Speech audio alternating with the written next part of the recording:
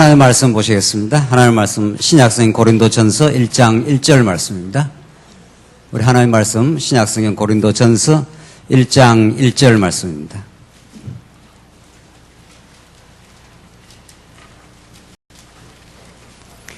차이신 줄 알고 봉독 드리겠습니다. 신약성경 고린도전서 1장 1절 말입니다. 하나님의 뜻을 따라 그리스도 예수님의 사도로 부르심을 받은 바울과 형제 소스데네는 고린도에 있는 하나님의 교회 곧 그리스도 예수님 안에서 거룩해지고 성도로 부르심을 받은 자들과 또 각 처에서 우리 주 곧 그들과 우리의 주 되신 예수 그리스도의 이름을 부르는 모든 이들에게 편지를 쓴다. 하나님 우리 아버지와 주 예수 그리스도로부터 오는 은혜와 평강이 너에게 있을지어다. 그리스도 예수님 안에서 너희에게 주어진 하나님의 은혜를 인하여 내가 너희에 대하여 항상 나의 하나님께 감사를 드리니 이는 너희가 그리스도 안에서 모든 일 곧 모든 은병과 모든 지식에 풍족하게 되었기 때문이다.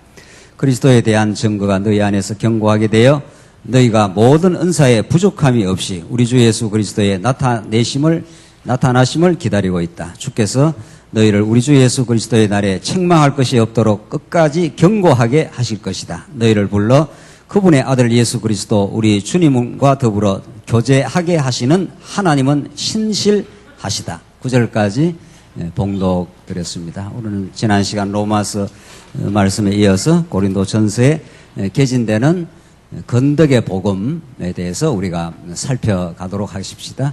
성경 어디라도 언약의 하나님, 언약대로 장차 예수 그리스도를 보내주셔서 그 하나님 여호와 되심에 대한 그 위대한 영광과 그 앞에 우리는 부복하고 그분만을 경외하고 그분의 모든 것이 그분으로부터 주어졌다는 것 하나를 깨닫는 것, 이게 성경 전체를 통해서 하나님 여호와 되심, 하나님 그 위대한 5대 속성의 영광을 우리는 성경에서 확인하게 될 때라야 우리는 우리 인간의 본래의 자리로 내려가고 그것을 성경은 안식이라고 합니다. 창세기에서 하나님께서 우주 만물을 지으시고 6일째 아담을 지어서 하나님께서 복주며 가라사대 우리가 잘 알고 있는 그 3대 언약, 하나님 나라라고 하는 그 3대 언약을 주시고 하나님께서는 7일째 그 완전한 언약의 완성의 날 하나님께서 그 날을 거룩하게 하셔서 그 날에 쉬셨더라, 안식하셨더라 이렇게 말합니다. 하나님이 다스리시는 하나님의 나라 안에서라야 우리는 참된 안식이 있음을 이미 창세기 사건을 통해서 이미 드러내고 계시고 구약에서 그러한 자손 땅 통치를 통해서 하나님 여호와를 드러내신 하나님은 신약의 예수 그리스도를 통해서 지금도 하나님의 나라를 당신의 원리와 당신의 방법과 당신의 뜻을 통해서만 이루어진다는 것을 우리에게 보여주십니다. 오늘 지난 시간 로마서에 개진되는 칭의의 복음을 우리가 공부를 했고 그 다음에 고린도전서에 오늘 개진되는 건덕의 복음을 살펴가시겠는데 하나님께서 로마서부터 위에 계시록까지 신약성경 마태복음부터 이 계시록까지 이 편집 자체가 하나님께서 다 질서정연하게 하나님께 하신 일이라고 그렇게 믿습니다.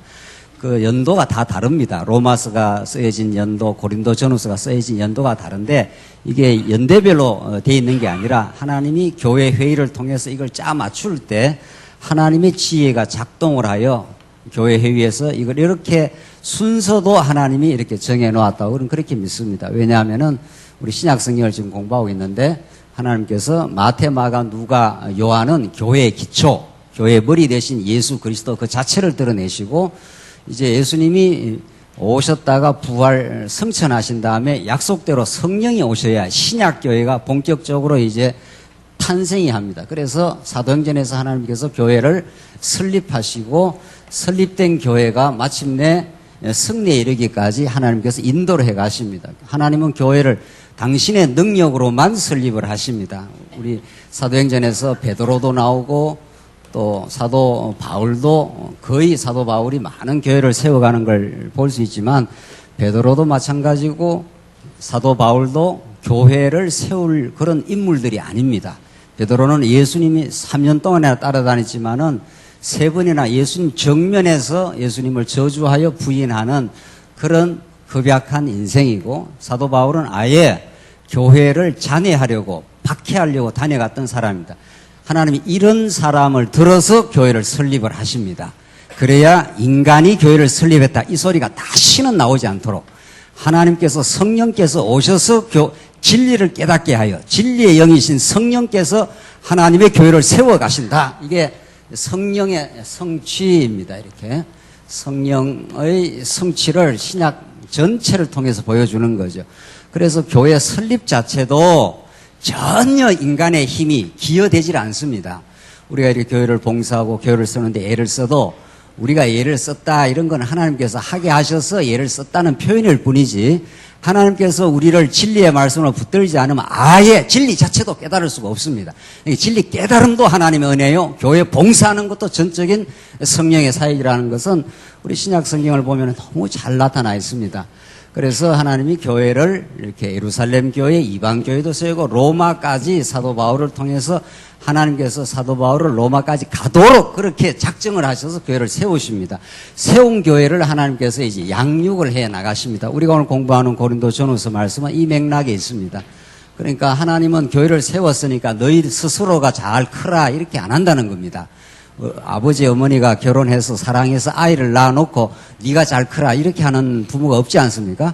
부모가 아이를 사랑해서 탄생을 시켰으면은 젖 먹이고 이유식 갈아 먹이고 다 이렇게 해서 이렇게 양육을 하지 않습니까? 그러니까 교회가 양육되어져 가는 것도 전적인 우리 성령 하나님이 이루시는 일이요. 이 양육을 통해서도 예수가 그리스도라는 것이 드러날 뿐입니다. 그러니까 우리 교회가 여러 시련들이 있지만은 이 시련을 통해서 하나님께서 자꾸 이렇게 키워나가시는 과정을 통해서도 오직 한 분 예수 그리스도만이 우뚝 드러나도록 그분이 드러나야 하나님 여호와의 영광이 드러나도록 그렇게 하신다 이렇게 되어 있습니다. 그러니까 양육, 무장, 투쟁 마침내 승리의 날까지 하나님께서 교회를 끝까지 지켜셔서 이루시는 여호와 하나님을 우리가 보여주십니다. 오늘 우리는 양육의 복음 가운데 우리가 오늘 살필 것은 왜 하나님께서 로마서 다음에 고린도 전후서를 두시고 그 다음에 갈라디아서를 두었는가 이렇게 신학에서 지금까지 질문을 던져본 자체가 없습니다. 그냥 로마서 따로 연구해서 로마서로 박사학위 따고 뭐 갈라디아서 연구하고 이렇게는 많이 하지만 로마서, 고린도 전후서, 갈라디아서를 하나님께서 이렇게 신약 성경에 배열하게 하셔서 아주 특징이 다 다릅니다. 로마서도 특징이 다르고 고린도전후서도 특징이 다르고 갈라디아서도 다릅니다. 특징은 다르지만 원리와 근본 기저가 똑같습니다. 그건 바로 예수는 우리의 그리스도, 예수는 우리의 하늘로서의 참 선지자, 우리의 왕, 그가 우리를 위해서 죽으심 제사직입니다. 그러니까 이렇게 신약 성경은 다채롭기도 하고 통일되어 있기도 합니다. 어떻게 다채로운가? 로마서는 하나님께서 언약하시고 언약을 이루시되 인간을 불의한 가운데 가두셔서 전적인 불의한 가운데 가두셨다가 하나님이 예수를 언약대로 보내셔서 하늘의 의를 우리에게 덧입게 하신다. 의 하는 거 체다카는 하나님과의 관계 설정입니다. 관계적 개념인데 불의란 건 하나님과 관계가 단절이 된 상태, 죄와 허물로 죽었던 상태, 이런 상태에서 하나님께서 예수 그리스도를 통해서 하나님과 관계 회복을 일으키는 거죠. 하나님이 너를 의롭다 해준다. 그래서 하나님의 자녀로 불러준다. 이런 뜻입니다. 로마서는 언약이 무엇이며 죄가 무엇이며 의가 무엇이며 그 의롭게 한 이후에 하나님께서 만들어 가시는 신령한 예배가 무엇인지를 잘 가르쳐주는 말씀이 로마서입니다. 로마서를 먼저 깨달아야 되겠죠. 그러니까 교회 처음 나오시고 말씀을 깨달을 때는 언약에 대해서 가르쳐줘야 되고 언약을 이루시는 하나님의 섭리 가운데 죄가 무엇인지, 얼마나 인간이 허무한 존재인지, 얼마나 인간이 불의한 존재인지, 인간 안에서는 아무것도 하나님 앞에 선한 것이 나올 수 없다. 그걸 정확하게 로마서에서 가르쳐 주십니다. 그러니까 우리가 의로워지는 거, 교회에서 나중에 의로워지고 교회를 봉사하는 거 전부 우리가 한 게 아니라는 거죠. 그 의로우신 예수가 만들어내시는 의의 열매라. 빌립보서에는 그렇게 말합니다. 그러니까 우리는 아무것도 하나님께 자랑할 것이 없는 존재이다. 이렇게 된 거죠. 자, 그럼 로마서 한 권으로도 66권 전체 말씀을 압축한 압축 파일이나 마찬가지입니다. 로마서 한 권만 잘 깨달아도 전체 말씀을 압축한 복음인 건 분명한데 왜 고린도전후서가 필요하냐 이겁니다. 이게 우리가 질문이 되는 거죠. 뭐 하나님 로마서 한 권만 해도 뭐 언약을 이루시는 여호와 하나님, 언약의 내용으로 오신 예수 그리스도, 언약이 이루어질 때, 예수 그리스도가 증거될 때 하나님 나라가 이루어진다는 사실, 우리 인간은 절대로 우리 힘으로는 하나님 나라를 이룰 수 없다는 죄인, 그래서 예수가 우리 안에 오셔서 의롭다 하시고 우리 안에 하나님의 나라를 이룬다는 사실, 그게 신령한 예배입니다. 뭐 로마서 한 것만 정확하고 정통으로 깨달아도 뭐 더 이상 깨달을 수 없을 정도로 정확합니다. 로마서 한 것. 그런데 하나님이 고린도 전후서를 주시는 건 그만큼 이제 복음이 더 다채롭고 풍요하다 하는 걸 가르쳐 주는 것이 고린도 전후서입니다. 고린도 전후서 말씀을 우리는 건덕의 복음 하지 않습니까? 이거 칭이라 그러고,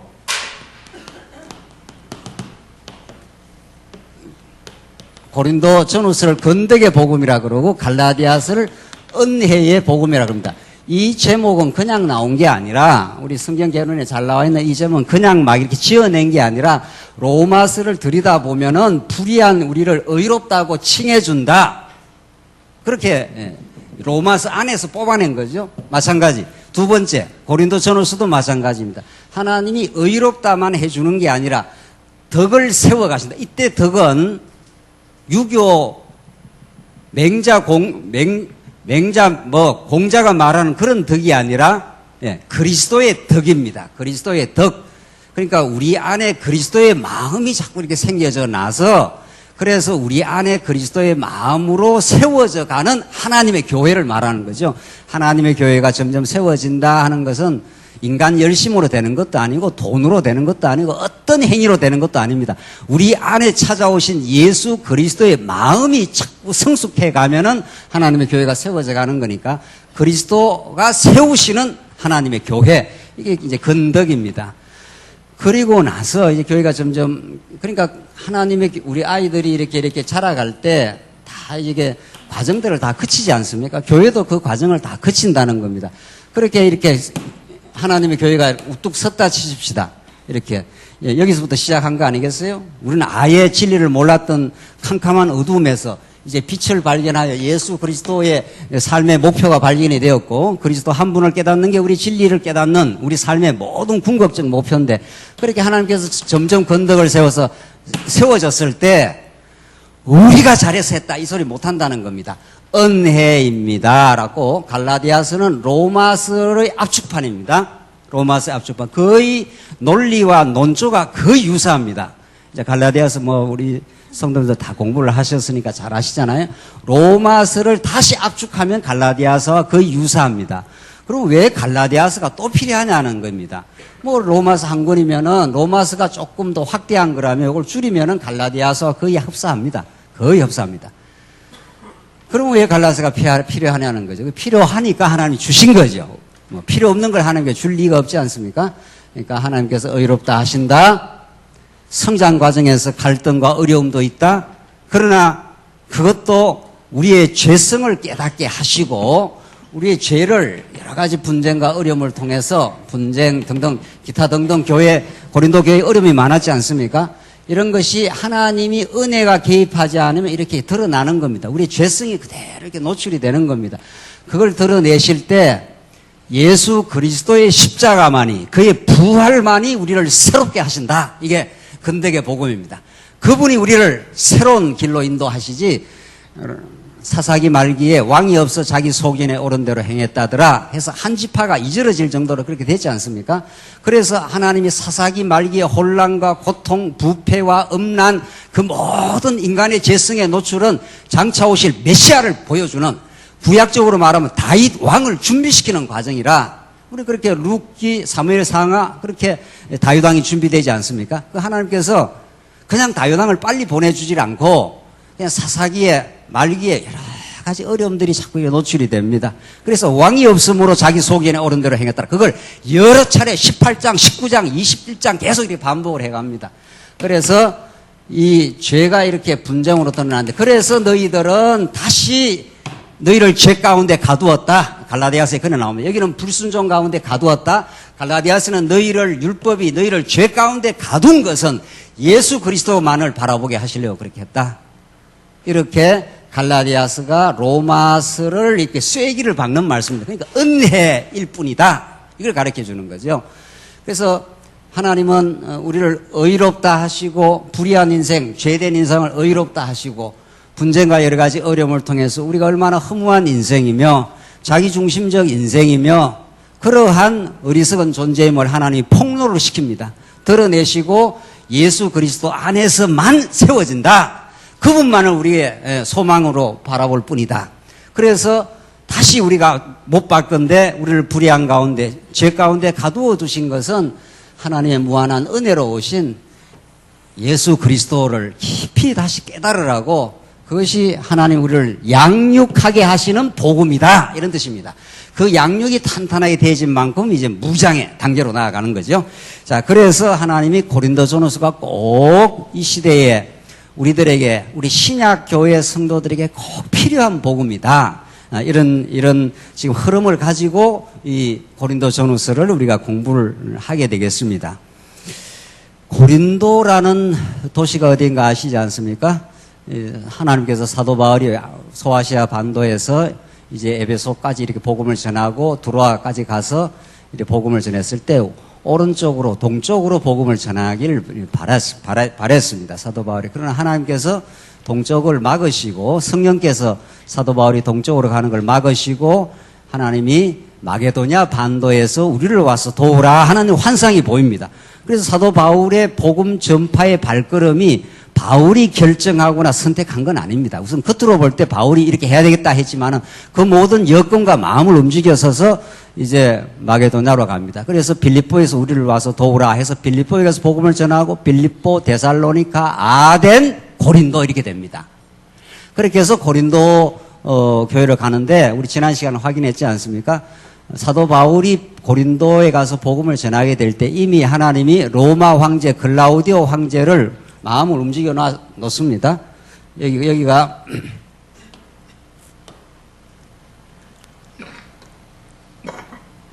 여기가 로마고 여기가 고린도입니다. 여기가 예루살렘이고 여기가 드로아에서 여기 이쪽에 빌립보에서 환상이 일어나서 오른쪽으로 가려다가 서쪽으로 이렇게 가지 않습니까? 이렇게 해서 복음을 전파해서 교회가 세워지고 고린도 교회로 갔을 때 로마에서 글라우디오 황제가 추방령이 내려가지고 이렇게 브리스길라 아굴라가 고린도에 와 있을 때 사도행전에 우리 지난 시간에 확인한 대로 여기서 사도 바울이 만나가지고 고린도 교회가 세워집니다. 고린도라는 도시는 엄청 부유한 도시이고 아주 타락한 도시입니다. 성적으로 굉장히 또 문란하고 그리고 그때 지식이 아주 그 당시에 소피스트라든가 그 당시 헬라 철학이 아주 범람했을 때인데 특히 고린도 도시가 이게 지식이 아주 세상 지식입니다. 우리 성경 지식이 아니고 세상 지식이 아주 범람했던 곳. 그래서 고린도 하는 것은 아주 부패한 이 세상이 다 부패한 거지만은 어떤 도시도 그 중에 고린도 교회가 더욱 유별난 도시였습니다. 거기에 하나님의 교회가 세워지고 거기에서 교회에 여러 가지 어려움이 생기지만 오히려 그 어려움이 고린도 교회 성도들로 하여금 진리 대신 예수 그리스도를 더 바라보지 않으면 안 되도록 그래서 그의 풍성한 은혜와 사랑 속에 교회가 새롭게 전진할 수 있도록 하나님께서 고린도 교회를 그렇게 만들어 놨습니다. 그래서 지금 이제 고린도 전서를 우리가 살펴나가면은 고린도라는 도시 자체가 얼마나 부패하고 타락한 도시였던지 거기서 살아가는 고린도교회 성도들은 말할 것도 없이 세속주의에 감염된 사람들이었습니다. 그들에게 하나님의 복음이 떨어지고 그들이 그 세속의 도시 가운데 거룩한 진리를 깨달아가는 그 놀라운 두엄덩이 속에 생명의 씨앗이 떨어지면 거기에 찬란한 꽃이 피어나듯이 하나님이 고린도 교회를 그렇게 만들어 놨습니다. 그래서 고린도 전서가 이제 탄생을 하게 되는데 사도 바울이 1년 6개월 동안 복음을 전했고 그리고 또 다른 지역으로 갔는데 그 후에 고린도 교회가 큰 어려움을 겪게 됩니다. 그걸 듣고 사도 바울이 이제 붓을 들어서 고린도 전서를 이제 쓰게 된 겁니다. 우선 고린도 전서 전체 구조가 어떻게 되어 있는가 보시면은 이 건대교 복음은 아주 간략합니다. 고린도 전서와 고린도 후서로 나눠지는데 고린도 전서는 단합에 대해서 나오고 단합과 일치에 대해서 말하고 고린도 후서는 화해와 협력에 대해서 이제 말하는 복음입니다. 그러니까 크게 봐서 고린도 전후서가 다 예수는 그리스도에 대한 진리인데 근대의 복음을 증거하되 교회가 여러 어려움이 많았습니다. 분열도 있고 송사도 있고 음행도 있고 여러 가지 교회가 어려움이 많을 때 오직 교회를 단합하게 하는 유일한 원리는 예수 그리스도 한 분밖에 없다. 그때라야 진정한 일치가 되고 그때라야 화해와 협력이 일어날 수 있다. 그것을 이루시는 분이 예수 그리스도이시다 하는 것을 지금 진짜 삶의 현장 속에 떨어진 복음입니다. 로마서는 어떻게 보면 아주 원리적인 복음 아니겠어요?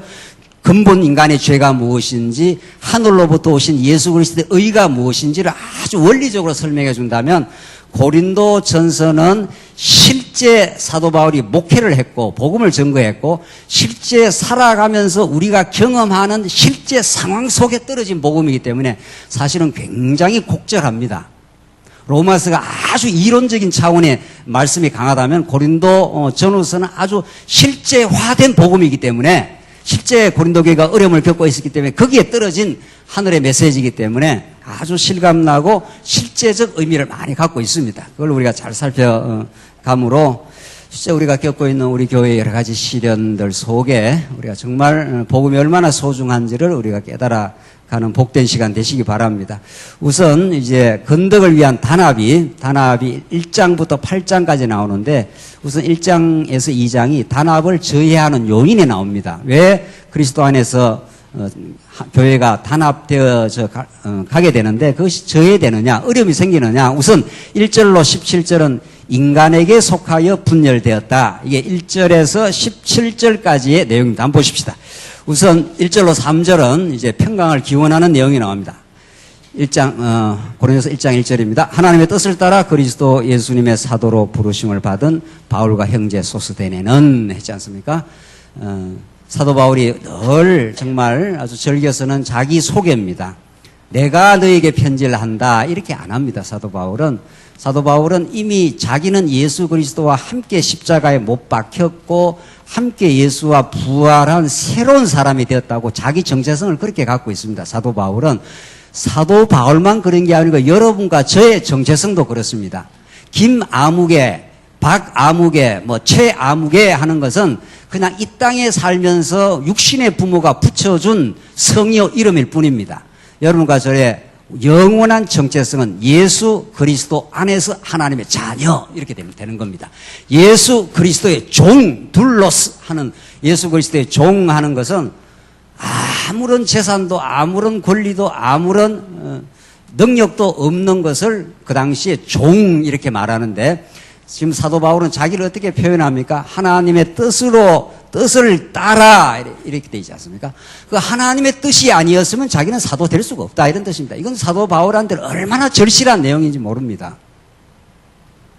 사도 바울은 예수를 믿는 사람들을 죽이려고 갔던 사람이기 때문에 그런 사람을 하나님이 전격적으로 다메섹 도상에서 나타나셔서 예수님이 사울아 사울아 왜 네가 나를 핍박하느냐 이렇게 물고 들어왔지 않습니까? 그래서 사도 바울을 그 다메섹 도상에서 거꾸로 터리고 눈을 다 감겼다가 다시 눈을 띄워준 것 아닙니까? 그렇기 때문에 사도 바울은 그걸 너무 생생하게 기억하고 있습니다.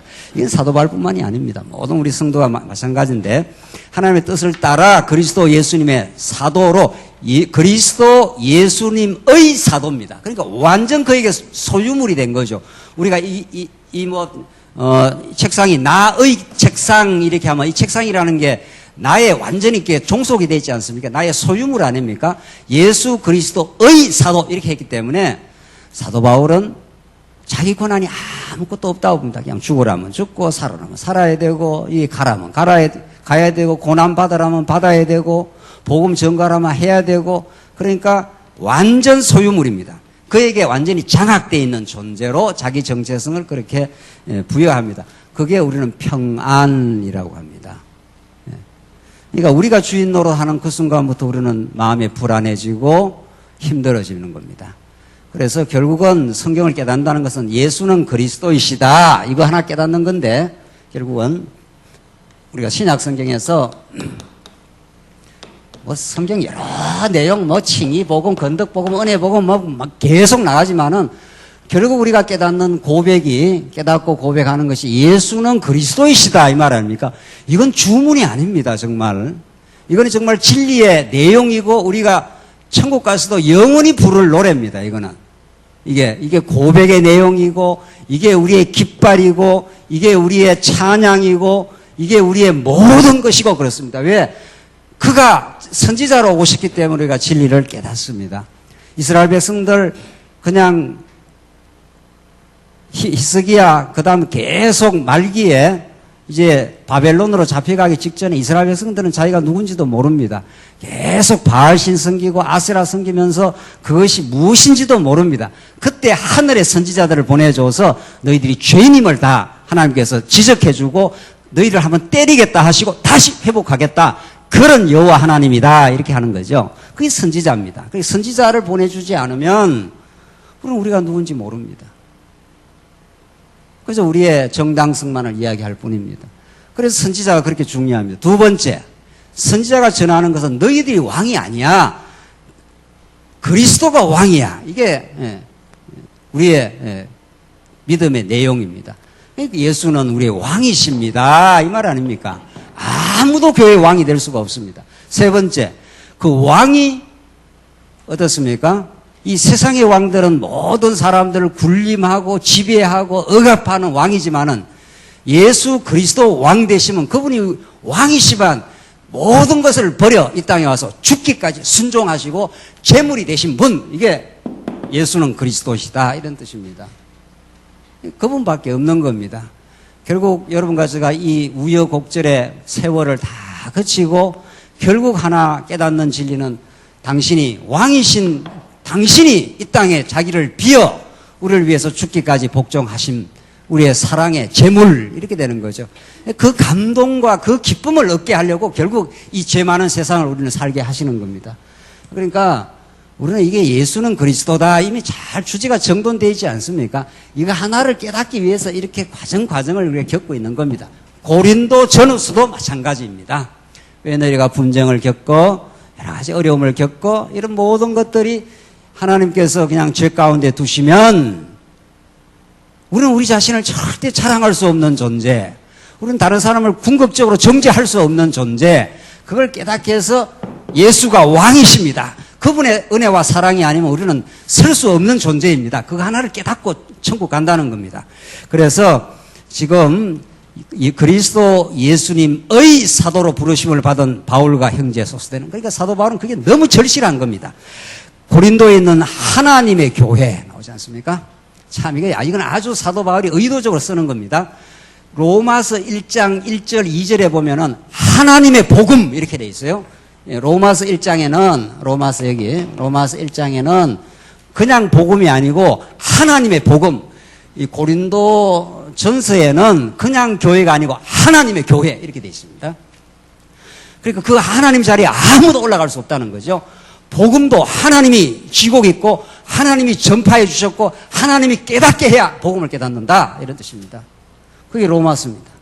죄인들은 스스로 복음을 깨달을 수 없다. 그리고 우리가 조금이라도 복음을 깨닫는 건 놀라운 하나님의 은혜입니다. 이 찬양을 만들어내려고 그랬죠. 고린도 전서도 마찬가지입니다. 이 사도 바울이 아주 특이한 의휘입니다. 사도 바울은 그걸 물론 하나님께서 하신 건데, 사도 바울이 어떤 의휘를 선택할 때 하나님이 그 지혜를 줘가지고 하나하나 의휘 문장뿐만 아니고 단어까지도 하나님이 선택해서 이 성경을, 계시를 기록했지 않았어요? 여기 로마서에는 하나님의 복음 이렇게 나오고, 여기는 하나님의 교회 이렇게 나가는 겁니다. 건덕이란 건 교회가 세워지는 거 아니겠어요? 그러니까 하나님이 교회를 세운다는 겁니다. 하나님이 설립도 하고 하나님이 세우기도 한다는 겁니다. 그 과정이 우리는 때로는 우여곡절을 겪기도 하고 우리 아이들이 자랄 때 많은 시간들이 필요하지 않습니까? 그런 시간과 우여곡절이 필요한 것뿐이지 교회는 하나님의 살아계심과 그의 위대한 능력과 영광만이 드러나고 있다. 어떤 누구도 그 하나님의 보좌에 끼어들어갈 수 없다. 하나님의 살아계심만이 노래 부를 뿐이다. 이게 지금 사도 바울이 고린도에 있는 하나님의 교회 이런 뜻입니다. 곧 그 교회를 설명을 합니다. 그리스도 예수님 안에서 거룩해지고 이렇게 되지 않습니까? 우리가 거룩해진 것은 우리의 행위로 거룩해진 게 아니다. 너나 없이 하나님께서 만약 불꽃 같은 눈으로 우리를 지켜보신다면은 그냥 머리끝에서 발끝까지 자기 중심입니다, 우리는. 그래서 하나님 앞에 우리는 아무도 자랑할 수가 없다, 이런 말이죠. 그러니까 그리스도 예수님 안에서 거룩해지고, 그 예수님 아니면 아무것도 아니라는 겁니다. 질그릇 안에 보화를 우리에게 담겨주신 것은, 이렇게 사도 바울이 이 고린도 후서에서 그렇게 말하지 않습니까? 그러니까 질그릇이 귀한 게 아니라, 우리 질그릇 속에 예수님이 담겨 있으니, 예수님으로 말미암아 우리를 의롭다 해주고, 예수님으로 말미암아 우리를 천국 보내주겠다. 그냥 우리는 예수님만 따라가면 된다. 예수 가치만 주장하면 된다. 예수 가치만 우리에게 고상한 진리다. 그것만을 평생 깨닫습니다. 지금 우리가 겪는 모든 일도 그거 하나를 깨닫게 하는 목적에 있습니다. 그 의미가 없으면 진짜 우리는 말씀 운동이 아닌 거죠. 그러니까 그 진리 깨닫게 하려고, 그 예수만 고상한 가심을 깨달으려면 우리의 어리석음이 폭로가 돼야 되는 거죠. 하하, 맞습니다. 우리는 참으로 아무것도 아니었습니다. 우리는 우리 안에 사랑이 없습니다. 이걸 깨닫는 겁니다. 하나님 우리 안에 사랑이 없고 우리 안에 진짜 진리를 깨달았다고는 하지만 우리는 진짜 이해하고 덮어주는 사랑이 없네요. 이걸 깨닫고 예수는 그리스도이시네요. 이걸 깨닫는 거죠. 그걸 우리는 이 진리를 통해서 깨닫습니다. 그래서 성도로 부르심을 받은 자와 했지 않습니까? 성도로 부르심을 받은 자입니다. 우리가 하나님을 선택한 게 아니라 성도로 하나님이 불러줘서, 그래서 우리가 오늘 이 자리에 있는 겁니다. 지금 사도 바울이 그걸 지금 이렇게 설명을 해 가는 거죠. 또 각처에서 우리 주 곧 그들과 우리의 주 대신 예수 그리스도의 이름을 부르는 모든 이에게 편지를 쓴다. 참 굉장히 중요한 사도 바울의 방점입니다. 이 건더기 복음인데 그 이름을 예수 그리스도의 이름으로 우리가 부름을 받았다는 거 아닙니까? 그 반대가 뭡니까? 그러니까 그 반대를 말하면 예수 그리스도의 이름을 부르는 게 아니라 자기 이름을 부르려고 하지 않겠어요? 우리 모든 인간이. 그래서 바벨탑을 지을 때 이 성과 대를 쌓아 하늘에 닿게 하여 우리 이름을 내고, 이렇게 바벨탑을 지을 때 그렇게 말합니다. 결국 인간이 사는 목적은 자기 이름 내는 겁니다. 여러분과 자기 이름을 낸다 하는 건 자기 영광을 드러낸다, 이런 뜻입니다. 하나님 그 영광을 다 분쇄시키고 하나님의 이름만을 드러내는 것이 하나님의 이 역사 창조와 섭리의 목적 하나입니다. 딱 그 하나님의 영광이라고 하는, 하나님이 자기 이름을 위하여 너희를 의의 길로 인도하시는도다. 뭐 우리가 예뻐서 그래 하는 것도 아닙니다. 근본적으로 말하면 물론 우리가 하나님의 자녀니까 예쁘긴 하지만은 그 우리의 어떤 조건 때문에 우리를 의의 길로 인도하는 게 아니라 자기 이름을 위하여, 이렇게 되어 있습니다. 오늘 우리 오전 시간에 여호수아 말씀도 마찬가지입니다. 주의 이름을 위하여, 크신 이름을 위하여 이 사태를 어떻게 하시겠습니까? 라고 여호수아가 거꾸로 졌지 않습니까? 하나님, 우리는 다 범죄한 어리석은 인생들입니다. 조금 여리고성 정복하고 나면은 그냥 우쭐하고 자만해가지고 2, 3천 명만 올라가면 되겠네요. 이렇게 했지 않습니까? 2, 3천 명이라는 건 우리 힘으로도 할 수 있다, 이 말 아닙니까? 그 인본주의가 우리의 내면 속에 꽉꽉 틀어차 있습니다. 하나님 그걸 밝혀내겠다는 겁니다, 실제. 그래서 너희 힘으로 여리고성이, 아이성이 정복되는 게 아니야. 여호와 하나님의 전능하신 능력으로만 되는 거지. 이렇게 하나님 우리에게 가르쳐 주시려고 지금 오늘 고린도전후서는 그런 그 깊은 신학적이고 정말 놀라운 의미를 담고 있습니다. 예수 그리스도의 이름으로 부름을 받는 자, 우리는 다 그런 존재입니다. 그래서 우리가 신앙생활 하는 것들, 모든 것들이 그분의 이름의 영광이 드러나기를 우리는 바라는 거죠. 3절, 하나님 우리 아버지와 주 예수 그리스도로부터 오는 은혜와 평강이 너에게 있을지어다. 3절처럼 사도 바울은 늘 성도들에게 하나님의 은혜가 있기를 바라고, 그 은혜의 깨달음은 우리에게 참된 평강을 줍니다. 이 평강은 세상에서 평안하다, 육신적으로 이 말하고는 다릅니다. 하늘의 은혜를 깨달으면 사도 바울은 옥중에서도 마음의 평강을 얻습니다. 그 평강이라는 건 하나님께 모든 걸 맡겼다, 하나님의 모든 게 달려있다고 인정하는 상태를 평강이라 그럽니다. 내가 주인이 아니다, 이 말 아닙니까? 사도 바울을 옥중에 집어넣어 놨는데도 육신적으로 얼마나 고단합니까? 사도 바울이. 로마 옥중이 그렇게 장난이 아닙니다. 육신적으로 고단한데도 사도 바울은 평강을 누린 건 하나님이 사도 바울을 연단시키려고 옥중에 넣었다고 하는 하나님에 대해서 인정을 한 거죠. 그게 평강입니다. 평강은 하나님과의 관계가 연결되어 있다 이런 상태입니다. 그걸 평강이라 그러지 내 형편이 좋다 이런 뜻이 아니라는 거죠. 뭐 이 땅에 그렇게 형편 좋을 때가 그렇게 얼마나 됩니까? 실제로 우리가 다 광야로 지어져서 이런저런 시련도 있고 저런 어려움도 있고 이런 중에서도 하나님이 우리에게 주시는 평강, 그건 은혜의 깨달음에서만 이루어진다. 자, 그렇게 해서 인사가 끝나고 4절을 보십시다. 4절로 9절을 보면 은혜를 인해서 사도 바울은 고린도 교회를 이제 좀 칭찬을 해 줍니다. 이제 뒤에 가면 굉장히 많이 사랑의 책망을 하는데 사도 바울은 참 이게 교육적인 마인드가 아주 잘 돼 있지 않습니까? 우리 아이들 교육할 때 아이들 문제가 있고 여러 가지 어려움이 있을 때 불러갖고 바로 꾸짖거나 바로 책망을 하면 그것이 잘 안 들어갈 수가 있죠. 잘 안 들어갑니다. 인간은 바로 책망을 해버리면은 너는 이러이러한 것은 참 잘하는 건 있는데 하면서 이제 본격적으로 이제 고린도 교회를 이제 교육을 하시는 내용인데 사도 바울 한번 보십시다. 4절 그리스도 예수님 안에서 너희에게 주어진 하나님의 은혜를 인하여 사도 바울은 처음도 끝도 솔라 그라티아 하는 우리 종교개혁자들이 늘 말했던 유일한 하나님의 은혜를 인하여 내가 너희에게 대하여 항상 나의 하나님께 감사를 한다. 그러니까 사도 바울은 은혜 때문에 참 너희를 생각할 때마다 참 감사한다. 왜? 고린도 교회가 설립한 것은 내가 가서 열심히 수고해서 교회가 세워진 게 아니라 하나님의 은혜의 선물이었기 때문이다.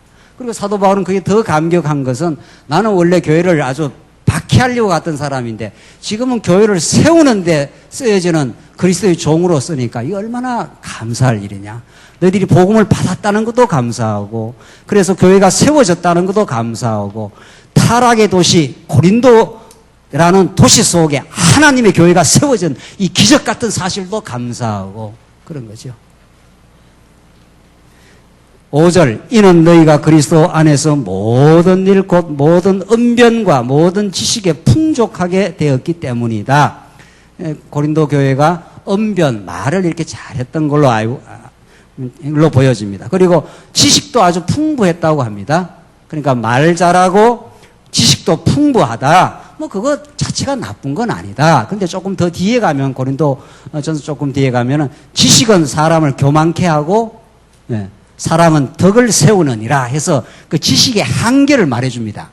지식이 꼭 필요한데 여러분과 저에게도 하나님을 아는 성숙한 지식은 반드시 사랑을 동반을 하게 돼 있고 우리가 미숙하면 사랑이 잘 안 나오잖아요. 그래서 이 지식도 이 단계가 있다고 봐야 되겠죠. 그러니까 이때 사도 바울이 지식이 풍부하다 하는 건 아주 성숙한 차원이 아니라 너희들이 말도 잘하고 지식도 참 많다 이렇게 칭찬을 해준 거죠. 그런데 6절을 보십시오. 그리스도에 대한 증거가 너희 안에서 견고하게 되어 너희가 모든 은사에 부족함이 없이 우리 주 예수 그리스도의 나타나심을 기다리고 있다. 그러니까 그리스도의 증거가 너희 안에서 견고하게 되었지 않느냐. 그 안에서 성장하기를 바란다 하신 그 말인데 8절 보십시오. 주께서 너희를 우리 주 예수 그리스도의 날에 책망할 것이 없도록 끝까지 견고하게 하실 것이다. 사도 바울이 왜 고린도 교회의 지금 정황을 모르겠어요. 그게 갈등도 많고 여러 가지 송사도 있고 심지어는 음행도 있고 막 교회가 쉽게 말해서 아수라장이 된 겁니다. 고린도 교회가. 사도 바울은 그 소식을 듣고 지금 이제 미래에 대한 소망을 말하는데 주가 죽겠습니다. 너희를 우리 주 예수 그리스도의 날에 책망할 것이 없도록 지금은 책망할 것이 많지만 그걸 하나님께서 다 싸매 주시고 반드시 치유해서 너희를 하여금 끝까지 견고하게 하나님 만들어 주신다. 그러니까 우리 이렇게 아이들이 자랄 때 여러 가지 어려움이 많지 않습니까? 그 문제가 있다고 해서 이걸 내쫓아 버리면은 뭐 어떻게 자라겠어요. 그래서 부모가 자꾸 그걸 받아주고 하면서 결국은 성장하도록 견고하게 교회가 이렇게 자라가도록 하나님이 하시고야 만다. 이게 하나님의 절대적인 의지다 이 말입니다. 이게 고린도 교회는 현상적으로는 너희들의 미숙으로 말미암은 거지만 궁극적으로는 내가 그 과정을 인도하여 예수가 그리스도라는 걸 깨닫게 하려고 하나님께서 그렇게 하신다. 이렇게 지금 사도 바울이 그 하나님의 주권과 은혜를 이 앞에 인사 서두에 이미 밝히고 있는 겁니다. 그래서 9절 너희를 불러 그분의 아들 예수 그리스도 우리 주님과 더불어 교제하게 하시는 하나님은 신실하시도다. 그러니까 결국 하나님이 여기 계시고 우리 성도가 나가 있고 너가 있고 그가 있는데 우리가 이렇게 주 안에서 교제를 하며 살지 않습니까? 이 교제는 궁극적으로 하나님과 나와의 교제에 근거하여 되어지는 거죠.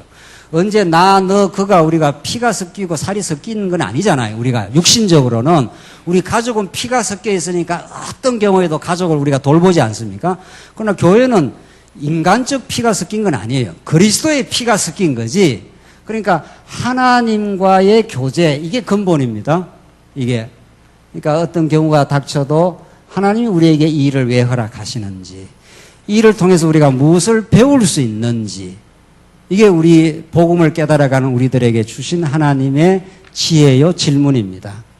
그래서 여기가 이렇게 잘 이렇게 돈독해져 가면서 이 관계가 돈독해져 가는 거죠. 그래서 사도 바울은 지금 고린도 교회의 어려움을 잘 알고 있지 않습니까? 그래서 하나님과 우리를 교제케 하시는 그 하나님 앞에서 그걸 묻고 그 하나님 안에서 더 깊은 진리의 깨달음으로 우리를 인도하시려고 그분만을 의지하지 않으면 안 된다는 걸 깨닫게 하시려고 하나님 그렇게 하신다는 겁니다.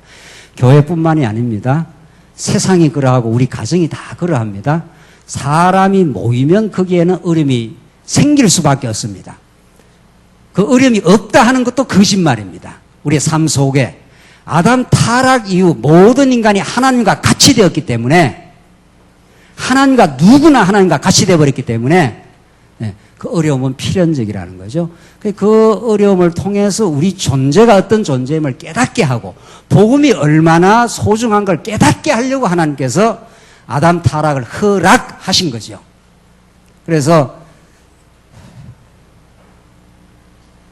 하나님의 아담 타락을 허락하여 모든 인류가 죄악 가운데 빠졌지만 하나님은 신실하게 당신이 언약대로 예수를 보내서 하나님 여호와를 증명하시고 결국 죄 가운데 빠진 우리를 건져내줄 뿐 아니라 점점 성장해 가도록 하나님께서 그렇게 우리의 삶을 치밀하게 인도를 해 가십니다. 그래서 우리가 지금 겪고 있는 여러 일들을 하나님 왜 이걸 허락하시고 뭘 깨닫게 하시려고 그러셨는가? 이게 여러분과 저의 질문이 되지 않을 수가 없습니다. 10절 계속 보시면은 10절로 17절은 사람에게 속하지 않으면 분쟁의 이유가 없는데 사람에게 속해서 그렇다 하는 걸 밝혀줍니다. 10절 형제들아 나는 너희가 모두 같은 말을 하며 너희 가운데 분열이 없이 같은 마음과 같은 뜻으로 굳게 합하기를 우리 주 예수 그리스도의 이름으로 권한다. 나의 형제들아 내가 골레오의 집사람을 통하여 너희에게 대한 말 곧 너희 가운데 분쟁이 있다는 것을 들었다. 내가 말하는 것은 이것이니 곧 너희가 각각 나는 바울에게 나는 아볼로에게 나는 게바에게 나는 그리스도에게 속한 자라고 말하는 것이다. 사람들에게 바울도 하나님이 쓰시는 종이고 아볼로도 하나님이 부르신 사역자고 게바도 마찬가지인데 지금 고린도 교회는 사람들에게 이렇게 속해 있다는 겁니다. 13절 통렬하게 사도 바울이 13절에서 말하는데 그리스도께서 나뉘어지셨느냐 바울이 너희를 위하여 십자가에 못 박혔느냐 또는 너희가 하나님의 바울의 이름으로 세례를 받았느냐.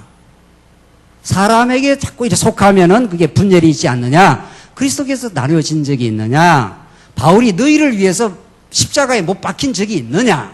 이렇게 바울은 통렬하게 고린도 교회를 향해서 그렇게 사람 중심적 모임에 대한 통렬한 지금 하늘의 메시지를 전달해 주고 있습니다. 14절 내가 너희 가운데서 그리스도와 가이오 외에는 어느 누구에도 세례를 주지 않은 것을 하나님께 감사드리니 이는 너희 가운데 어느 누구도 내 이름으로 세례를 받았다고 말하지 못하게 하려는 것이다. 사도 바울은 내가 두 사람 외에는 그리스도와 가이오 외에는 세례도 안 줬다. 그렇게 지금 세례 그 자체가 그렇게 결정적으로 중요한 것도 아니다. 그런 거죠. 16절. 내가 또 스데바나의 가족에게도 세례를 주었으나 그 밖에 다른 누구에게 세례를 주었는지 나는 알지 못한다. 17절. 그리스도께서는 세례를 주라고 나를 보내신 것이 아니라 복음을 전하라고 보내셨다. 복음. 이 하나님의 복음. 하나님이 영원히 살아계시고 영원히 우리의 통치자 되심. 우리는 그의 부름을 받은 존재, 잠시 나그네처럼 우고하는 존재로 있다 사라질 존재들, 그 영원한 진리, 그 진짜 복음, 그걸 깨닫게 하시려고 우리를 이 땅에 보냈지, 뭐 세례 줘가지고 뭐 사도 바울파, 무슨 아볼로파 만들려고 한 건 아니라는 거죠. 그래서 복음을 전할 때 말의 지혜로 하지 않도록 하셨으니 이는 그리스도 십자가가 헛되지 않게 하려는 것이다. 뭐하고를 대비시킵니까? 말의 지혜와 그리스도의 십자가를 대비를 시키면서 말의 지혜로 아주 무슨 이렇게 찬란한 말로 복음을 전하는 것은 아니지 않느냐. 그리스도의 십자가로 복음을 전했다. 엄청난 이제 우리 다음 시간 더 자세히 살펴가실 터인데, 복음의 핵심은 예수 그리스도의 십자가요, 3일 만에 그의 부활이요, 이런데 고린도전서 앞부분이 십자가의 복음을 아주 강렬하게 증거를 하고, 고린도전서 15장 마지막 부분에 가면은 그리스도의 부활을 강력하게 증거합니다. 결국 고린도전서는 여러 내용이 있습니다만은 여러 가지 교회 안에 어려움들이 있고 이렇게 하지만은 1장, 2장 앞부분에서 그리스도의 십자가를 강렬하게 증거를 하고 마지막에 가면 부활을 강력하게 증거를 합니다. 그러니까 이게 복음의 핵심이니까 언약대로 예수님이 이 땅에 오셔서 그는 왕이시지만 가장 무능력하고 가장 실패의 상징인 십자가로 복음을 증거해 줬다. 이게 복음의 첫 출발, 복음의 핵심입니다, 이게. 그러니까 너희들은 지금 말의 지혜가 많고, 너희들 자랑이 많고, 업적이 많고 하는 모양인데, 십자가가 뭐냐? 하나님은 우주 만물의 소유주요. 그가 통치자요. 그가 주권자요. 그가 모든 걸 베푸시는 은혜로우신 분이지만은 십자가로 그의 은혜를 증명을 했다. 이런 뜻입니다. 이건 어마어마한 말씀입니다. 우리의 모든 어리석음, 우리가 똑똑하다고 자랑하는 그 모든 것들은 십자가 앞에 서 보면은 모든 것이 무색해지고 모든 우리의 허탄한 자랑들이 다 제로로 돌아가게 되어 있습니다. 하나님 그분은 아버지고 그분은 하나님의 영광, 아버지의 영광을 온몸에 담지하고 오신 분이 하나님의 아들 예수 그리스도 아닙니까? 그러나 그분은 하늘의 능력으로 세상을 지배한 게 아니라 십자가로 죽으심으로 우리를 섬겨 주셔서 그는 패배하고 그는 무능력의 상징인, 그래서 말고의 길을 베드로가 쳤지 않습니까? 놔둬라. 내가 하늘의 12영이라도 지금 동원을 해서 로마 제국을 지금이라도 다 섬멸을 해버릴 수 있지만 그렇게 하나님의 뜻이 이루어지는 것이 아니다. 기독교는 그렇게 전파되어 왔습니다. 기독교는 순교와 고난과 자기 희생과 사랑의 그 놀라운 자기 버림을 통해서 기독교가 존속되어 왔지, 기독교는 자기 자랑과 자기 정명과 자기 영광을 통해서 기독교가 한 번도 이 땅에 진짜 교회가 탄생한 적이 없습니다. 오늘 본문이 증거하는 대로 말의 지혜로 하지 않고 그리스도의 십자가가 헛되지 않도록 그렇게 십자가를 증거하지 않았는가? 우리 모든 성도는 그 십자가 앞에 서면은 우리의 모든 우리의 자기 주장들은 다 사라지게 될 것이고, 오늘 본문이 18절에서 말하는 대로 십자가의 도가 멸망하는 자들에게는 어리석은 것이나 구원을 받는 우리에게는 하나님의 능력이라고 그랬지 않았어요? 그 십자가의 도 유대인들에게는 그건 다 걸림돌이고 헬라인들에게는 그게 어리석어 보이지만은 구원 얻는 우리들에게는 십자가만이 우리의 구원의 상징이요, 그것이 하나님의 위대한 사랑의 정명이요, 그가 우리를 위해서 버려진 시심으로 우리가 세움을 얻었노라고. 나중에 고린도 후서 마지막 부분에 연보의 원리를 말하면서 그가 부여하신 그분이 우리를 위해서 가난하게 되시면 우리 가난한, 영적으로 아무것도 가지고 있지 않는, 하나님 앞에 자랑할 것이 하나도 없는 우리 인생들을 부욕해 하시려고, 하나님 은혜 속에 살게 하시려고 그렇게 하나님은 십자가라는 방식을 통해서 자기 영광을 드러내셨다고. 오늘날 하나님의 교회는 유일하게 그 방식을 통해서 당신의 영광과 은혜를 드러내시고 그분만을 자랑하게 하시려고. 그래서 사도 바울이 여기저기서 나는 십자가만을 자랑한다고 누구도 내가 자랑할 수 없다고. 사도 바울처럼 학식이 대단하고 가말리엘 문화에서 율법 학자이고 그 당대 모든 걸 섭렵했던 사도 바울이었지만 나는 모든 것들이 배설물이었다고. 그리스도 예수 아는 것이 가장 고상하다고. 나는 십자가만을 자랑하게 된다고. 그 십자가를 통해 드러난 하나님의 살아계심, 그의 위대한 영광, 그의 한없는 사랑, 그것만이 하나님의 교회를 교회답게 할 수 있다고. 이제 모든 우리의 자기 증명 요소를 하나님께서 다 무너뜨려 주시고, 우리가 성경신학으로 우리가 편성되어서 우리가 높아진 게 있으면 하나님께서 다 무너지게 하시고, 우리 안에 그리스도만 유일한 우리의 섬김의 대상, 우리의 영광의 대상, 우리의 기쁨인 걸 우리는 그렇게 알고 새로운 전진이 있길 바랍니다. 기도하십시다. 자비하신 하나님 아버지, 은혜를 감사합니다. 우리가 무엇이간데 하나님의 이 놀라운 은혜 속에 두셔서 십자가로 하나님의 그 언약적 사랑을 우리에게 증명해 주셔서 참으로 감사합니다. 우리가 얼마나 허망한 죄인임을 더 깊이 깨달아 정말 진리만 붙들고 우리가 하나님의 교회로 세워지게 하시옵소서. 모든 걸 주께 의탁하오며 예수님 이름으로 기도하옵나이다. 아멘.